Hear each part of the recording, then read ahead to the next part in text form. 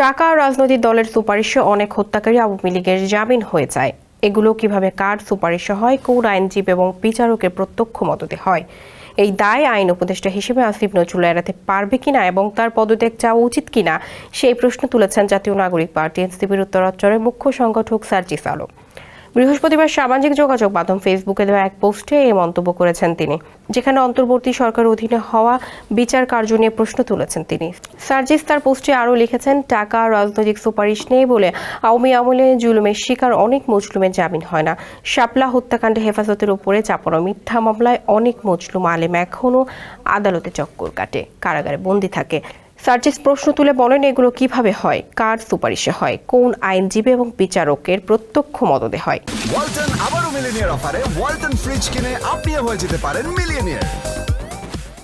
তিনি বলেন, প্রকাশ্য দিবালোকে শেখ হাসিনার নির্দেশে এতগুলো মানুষ খুন হলো, এতগুলো মানুষের রক্ত ঝরলো, তারপরও 9 মাসে একটা বিচার কার্য সম্পূর্ণ হয় না, একটা খুনের বিচার হয় না। বিচার কার্য সম্পূর্ণ না হওয়ার পেছনে আইন উপদেষ্টা আসিফ নজরুলের ভূমিকা নিয়ে প্রশ্ন তুলেছেন সার্জিস। বলেন, এই দায় আইন উপদেষ্টা হিসেবে আসিফ নজরুল স্যারকে আর কোনোভাবেই এড়াতে পারে?